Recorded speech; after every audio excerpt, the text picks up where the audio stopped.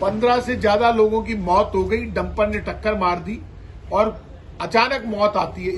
इन मौतों के लिए राजस्थान में बीजेपी की सरकार मौत की सौदागर है। पनौती बनकर बीजेपी की सरकार लोगों को खा रही है। ये और सब इसलिए हो रहा है क्योंकि बजरी के ठेकेदार, बजरी का माफिया खुलेआम घूम रहा है राजस्थान में। ये जो डंपर भाग रहे हैं, इनके पीछे बजरी की कालाबाजारी, बजरी का और पुलिस का नेक्सस काम कर रहा है। बजरी ठेकेदार, जो बजरी का माफिया है, जबरदस्त पैसे कमा रहे हैं।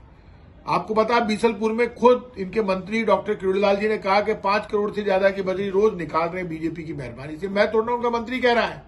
और ये डंपर क्यों भाग रहे हैं?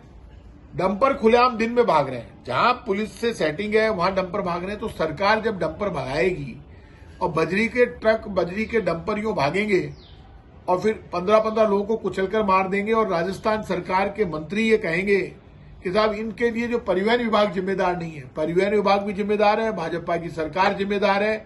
बीजेपी वालों, बजरी का माफिया घूम रहा है, बजरी की कालाबाजारी हो रही है, जनता खून के आंसू रो रही है।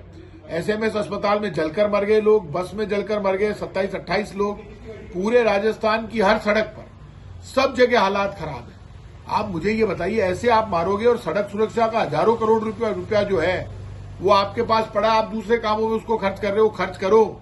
और ये जो पनौती बनकर आपकी सरकार आई है वो राजस्थान को बर्बाद कर रही है। स्कूलों में नेट नहीं बांधे जाते, बच्चियां गिरकर मर रही है, हालत बहुत खराब है। ये जो एक्सीडेंट हुआ है इसके पीछे बजरी माफिया, बजरी का खुला जो कालाबाजारी हो रही है वो, और बजरी माफिया के नाम पर जो डंपर चल रहे हैं, भाग रहे हैं, वो जिम्मेदार हैं। क्योंकि सड़क के नियम, कायदे, कानून सरकार ने पूरा बजरी माफिया के सामने सरेंडर कर दिए।